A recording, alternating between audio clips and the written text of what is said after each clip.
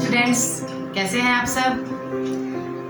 Chapter 3 का ये third video है। फर्स्ट और सेकंड वीडियो आप देख चुके हैं। फर्स्ट और सेकंड वीडियो में मैंने आप लोगों को male reproductive system, female reproductive system, spermatogenesis के बारे में मैंने आप लोगों को पढ़ा दिया है। अब हम थर्ड वीडियो के बारे में बात करेंगे। इस चैप्टर का ये थर्ड वीडियो में आज हम लोग oogenesis, अंडजनन के बारे में पढ़ेंगे। अंडजनन मीन्स जिसे oogenesis भी कहते हैं इंग्लिश में। अंडजनन कहने का मतलब है कि अंडाणु के निर्माण की प्रक्रिया को अंडजनन या oogenesis कहते हैं। मादा जननांग में जैसे कि ओवरी में, अंडाशय में अंडाणु के निर्माण की प्रक्रिया को अंडजनन या oogenesis कहते हैं। ये थोड़ा सा स्पर्मेटोजेनेसिस से थोड़ा अलग है।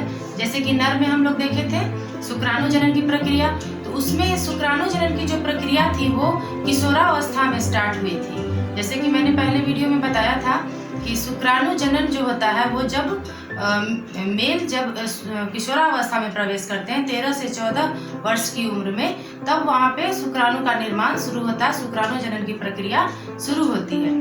लेकिन यहाँ फीमेल में उससे थोड़ा डिफरेंट होता है। इसमें क्या होता है कि फीमेल में oogenesis की प्रक्रिया एम्ब्रियोनिक स्टेज में ही स्टार्ट हो जाती है।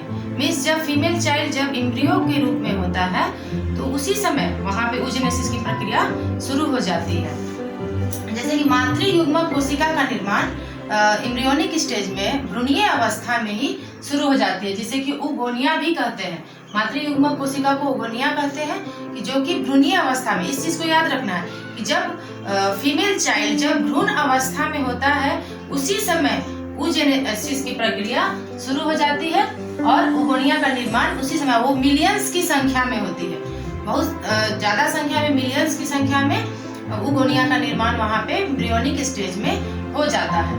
और वो आफ्टर बर्थ, जन्म लेने के बाद उस ओगोनिया का निर्माण नहीं होता है। तो ये इम्पोर्टेंट पॉइंट है, इसको याद रख लीजिए कि ओगोनिया जो है वो भ्रूणीय अवस्था में ही वो बनती है, मिलियंस की संख्या में बनती है, और जन्म के बाद उसका वो नया फॉर्मेशन नया नहीं बनता है। जन्म के बाद जितना मिलियंस की संख्या में बनना होता है वो भ्रूणीय अवस्था में ही बन जाती है। फिर जन्म के बाद नया ओगोनिया का निर्माण नहीं होता है।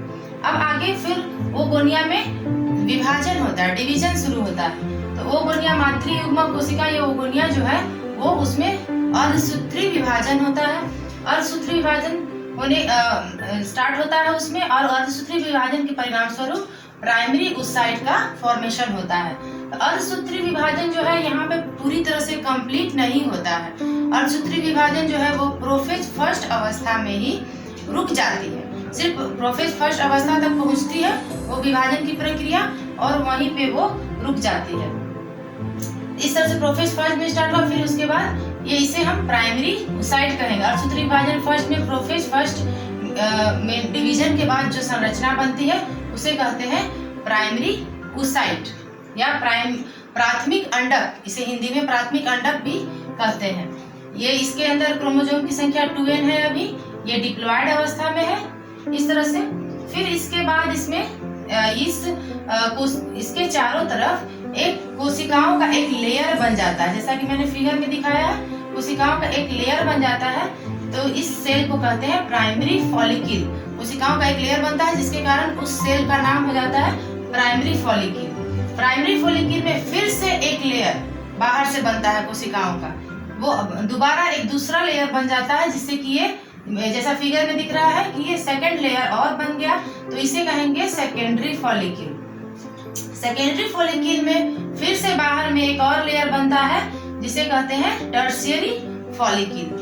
तो इस तरह से ये टर्शियरी फॉलिकल बनकर कंप्लीट हो गया। लेकिन इसके अंदर, इस सेल के अंदर, टर्शियरी फॉलिकल के अंदर प्राइमरी oocyte अभी भी है, प्राइमरी oocyte इसके अंदर है। तो ये प्राइमरी oocyte में जैसे ही ये टर्शियरी फॉलिकल अवस्था में पहुंचता है, तो जो डिवीजन यहाँ पे रुक गया था, अर्धसूत्री विभाजन फर्स्ट, जो प्रोफेज फर्स्ट अवस्था में आके रुका हुआ था, ये डिवीजन यहाँ पे आके कंप्लीट हो जाता है। जैसे ही ये भी इम्पोर्टेंट पॉइंट है, इसको याद रख लीजिए कि टर्शियरी फॉलिकल की अवस्था में जो प्राइमरी oocyte है उसमें अर्धसूत्री विभाजन कंप्लीट हो जाता है, और ये दो अर्धसूत्री विभाजन होने के बाद ये दो कोशिका का, यहाँ पे दो सेल्स का निर्माण होता है, एक बड़ा और एक छोटा। तो बड़े वाले सेल को कहते हैं सेकेंडरी oocyte और छोटे वाले सेल को कहते हैं फर्स्ट पोलर बॉडी। और ये यहाँ पे क्रोमोसोम की संख्या आधी हो जाएगी, जैसा कि मैंने फिगर में दिखाया है N और N। यहाँ क्रोमोसोम नंबर आधे आधे हो जाएंगे क्योंकि यहाँ पे फर्स्ट मेयोटिक डिवीजन कंप्लीट हो चुका है। तो सेकेंडरी oocyte और फर्स्ट पोलर बॉडी। इसके बाद टर्शियरी फॉलिकल के चारों तरफ ये सेल्स का लेयर और ज्यादा मोटा हो जाएगा और ये इसे कहेंगे ग्राफियन फॉलिकल। ग्राफियन फॉलिकल और ये फर्स्ट पोलर बॉडी जो है वो आगे चलकर डिजेनरेट हो जाता है। फर्स्ट पोलर बॉडी अपने आप ये नष्ट हो जाएगा, इसका कोई फंक्शन नहीं है। लेकिन सेकेंडरी oocyte जो है वो secondary oocyte Graafian follicle stage में आके इसके चारों तरफ एक लेयर बन जाता है जिसे कहते हैं zona pellucida. Zona pellucida layer, बाहरी लेयर को, सेकेंडरी oocyte के बाहर जो एक लेयर दिखाई पड़ रहा है इसे कहेंगे जोना पेलुसिडा। इस तरह से यह पूरी तरह से मैच्योर हो चुका है। टर्शियरी फॉलिकल जैसे ही ग्राफियन फॉलिकल स्टेज में पहुंचता है तो वो अब पूरी तरह से मैच्योर हो चुका है, पूरी तरह से ये डेवलप हो चुका है।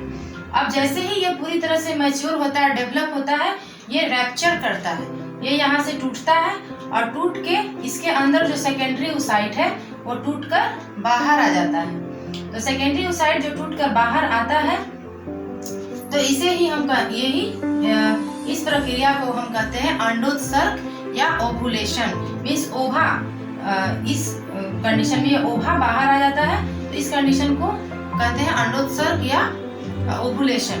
तो इस तरह से ये सीक्वेंस जो है ये थोड़ा सा डिफिकल्ट है, बट ये इसका सीक्वेंस को अच्छे से समझ लेने से याद करने में कठिनाई नहीं होगी। एक बार और इसको मैं रिपीट कर देती हूँ कि oogenesis की प्रक्रिया जो है, अंड जनन की प्रक्रिया फीमेल में जो होती है वो एम्ब्रियोनिक स्टेज में ही स्टार्ट हो जाती है।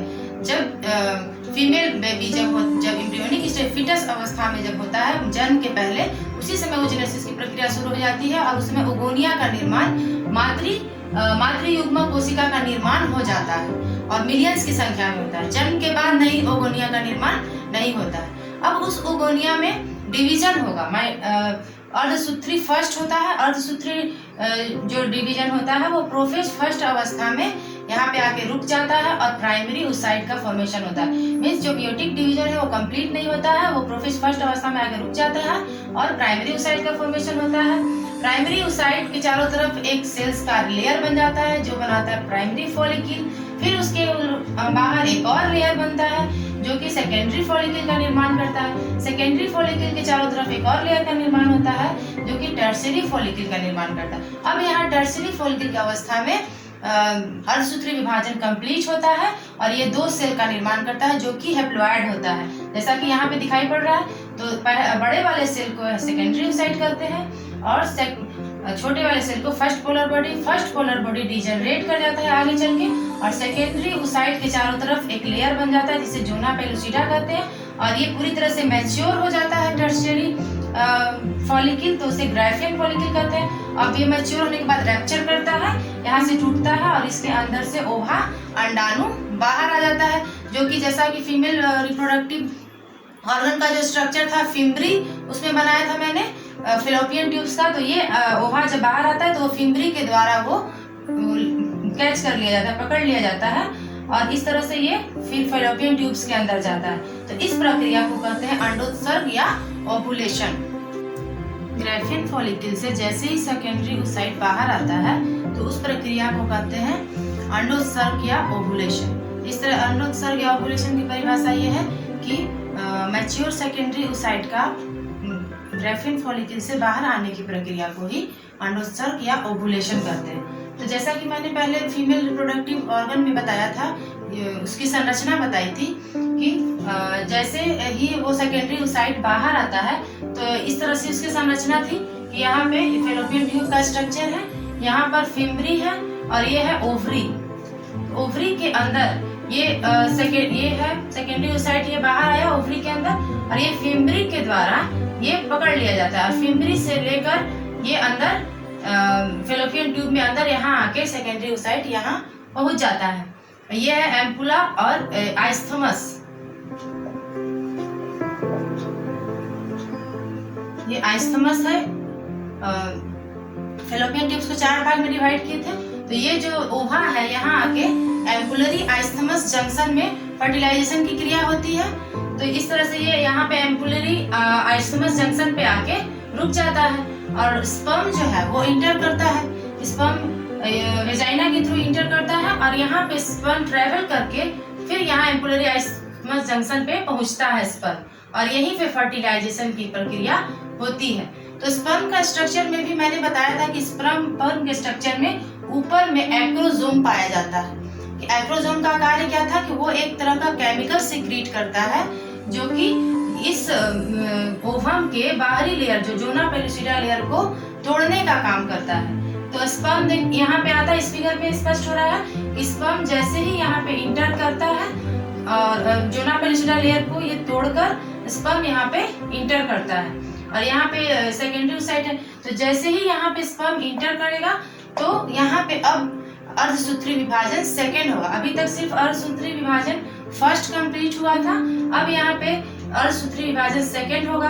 तो ये एक पॉइंट और इम्पोर्टेंट पॉइंट है कि अर्धसूत्री विभाजन जो सेकेंड जो है वो कब होता है, जब स्पर्म जो है वो इंटर करता है ओवम के अंदर जोना पेलुसिडा लेयर को तोड़ के जब स्पर्म इंटर करता है उस समय अर्धसूत्री विभाजन सेकेंड होता है। अर्धसूत्री विभाजन सेकेंड जैसे ही कंप्लीट होता है तो ये 2 सेल का निर्माण करता है। तो यहाँ पे ये एक 2 सेल का निर्माण हुआ, तो जिसको एक सेल को कहते हैं ओवम और दूसरा द्वितीय ध्रुवीय पिंड, सेकेंड पोलर बॉडी का निर्माण होता है। सेकेंड पोलर बॉडी डिजेनरेट कर जाता है और ये ओवम का निर्माण होता है और स्पर्म यहाँ आके ओवा के साथ फ्यूज करता है। तो इस तरह से यहाँ पे फर्टिलाइजेशन की प्रक्रिया कंप्लीट होती है और स्पर्म और ओवा के फ्यूजन से जाइगोट का निर्माण होता है, युग्मनज का निर्माण होता है और युग्मनज आगे जाके डेवलप करके भ्रूण का एम्ब्रियो का निर्माण करता है। इस तरह से ये जो प्रक्रिया फर्टिलाइजेशन की प्रक्रिया यहाँ पे कंप्लीट होती है। तो एन और 2n हो जाते हैं। एक n है यहाँ स्पर्म के पास और n ओवा के पास, तो दोनों का n मिलकर 2n, तो युग्मनज के अंदर 2n वो डिप्लॉयड होता है। इस तरह से ये प्रक्रिया यहाँ पे कंप्लीट होती है।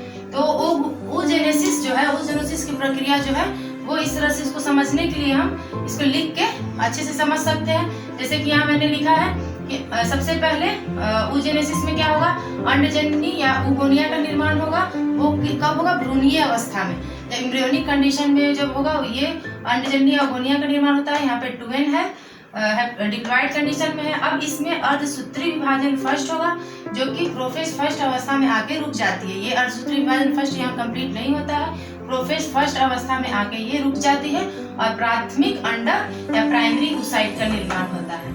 अब ये प्राइमरी oocyte में अर्धसूत्री फर्स्ट, जैसे ही प्राथमिक oocyte में डिवीजन होता है, अर्धसूत्री फर्स्ट यहाँ पे कंप्लीट होता है, तो द्वितीयक अंडक या सेकेंडरी oocyte का यहाँ पे निर्माण होता है। सेकेंडरी oocyte और एक प्रथम ध्रुवीय पिंड का निर्माण होता है।